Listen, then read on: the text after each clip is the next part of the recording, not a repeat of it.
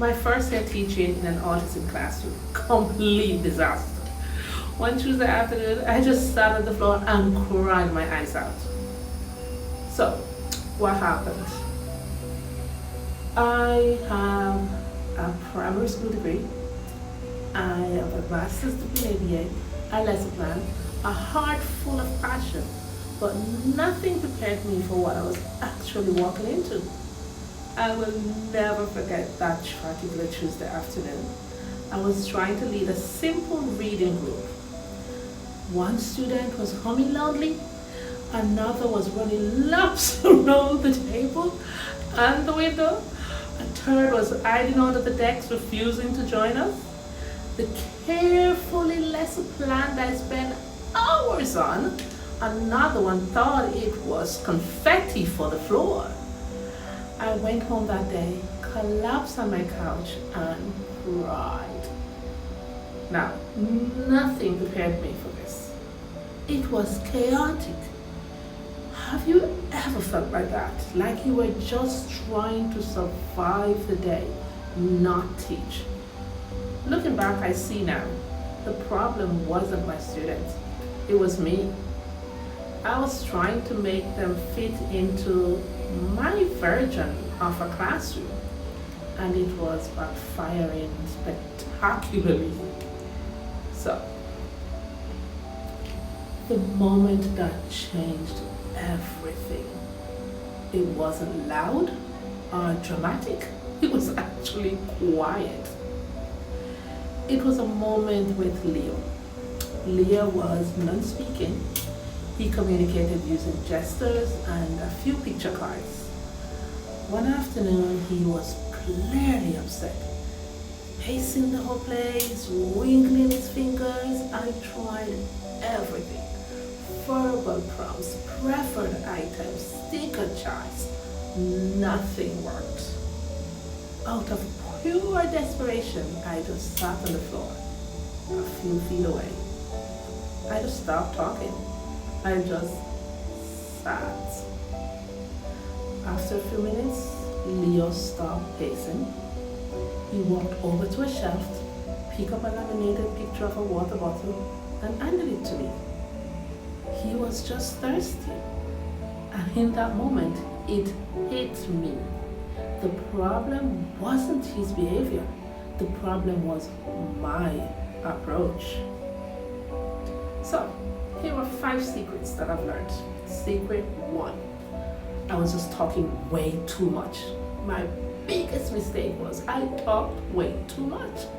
I thought teaching meant explaining everything, narrating everything, filling every silence with words.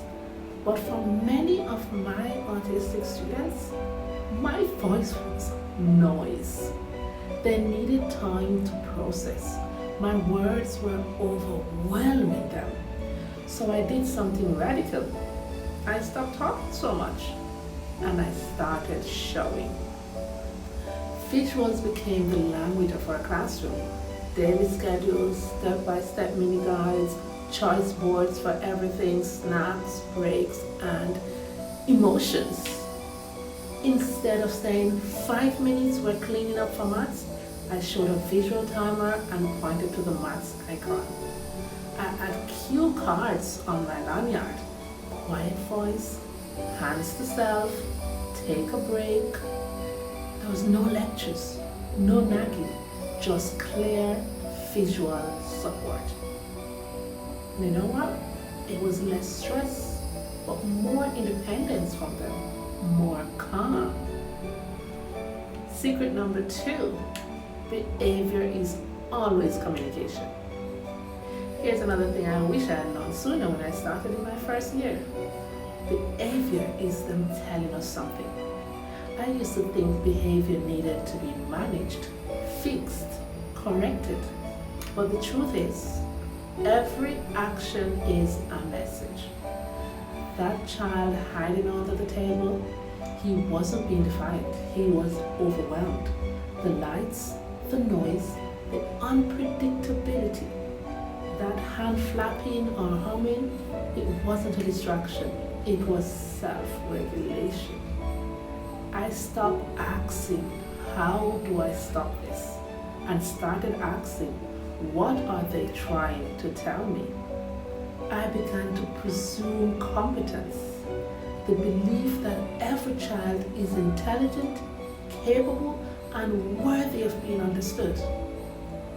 That mind shift changed everything. Once I saw behavior as a form of communication, I became a detective, looking for patterns, underlying needs, sensory triggers, and emotional overwhelm. So, secret number 3. The classroom was part of the problem. For months I thought I had a behavior problem, but really, I had a classroom problem. I looked around my room through their eyes. Loud fluorescent lights buzzing constantly, bright cluttered posters covering every wall, open doors with noisy hallways. It was sensory overload. So I made changes. I took down half the posters, swapped out overhead lights for soft lamps, added a calm down corner with a beanbag, fidgets, and weighted blankets, but built sensory breaks to our routine. These weren't fancy changes, but they made a world of difference. By reducing sensory demands, I opened the door to learning. Secret number 4. I couldn't do it alone. In the beginning, I thought asking for help meant I wasn't good enough. So I did it all. Teachers, behavior analysis, data keeper, parent liaison, and I was drowning. The truth, this work requires a team. So I started talking to my other teachers, the SNAs, not just giving instructions, but asking for ideas. I built relationship with the parents, not as clients, but as partners, experts on their own kids. I lean on the speech therapist, the OT, the psychologist, the special needs teacher across the hall, everyone. And just as important, I set boundaries. I stopped working at home every night. I learned to delegate. I had an idea of what perfect was. But it wasn't perfect. You can't pour from an empty cup. And our kids deserve a teacher who is present, supported, and still in love with the work. So, secret number 5. I had to teach each child at their level. This one sounds simple, but it's something I had to learn the hard way. I had to meet children at where they were at. Not based on their age, not based on diagnosis, not based on their actual readiness.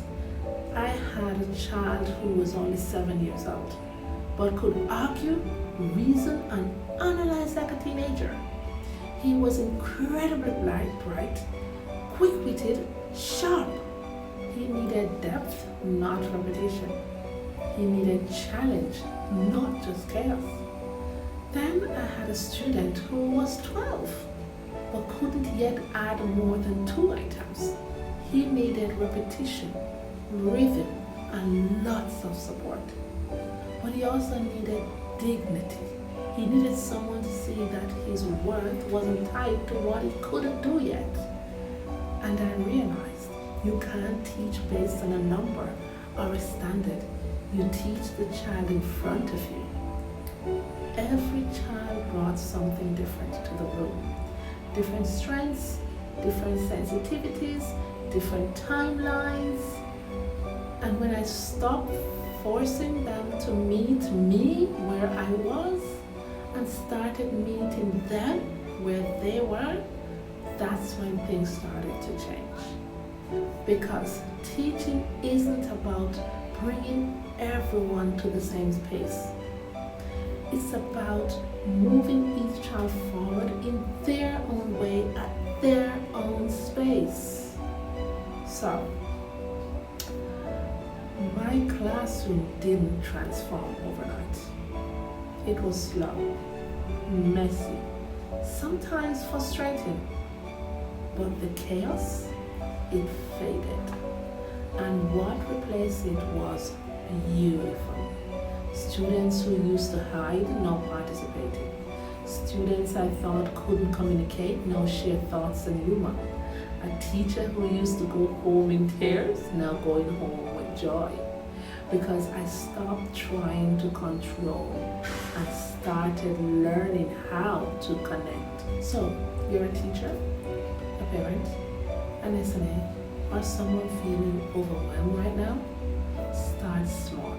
Add one new visual, change one thing in the room, pause and ask, what are they trying to tell me? Tell me, what's one thing you wish you have known before you started this teaching journey? Drop it in the comments. We learn best when we learn from each other. If this helped you, please consider subscribing for more support, more stories, and more strategies that work. And remember, be patient with your students. But just as important, be patient with yourself. You are doing a powerful, meaningful work, and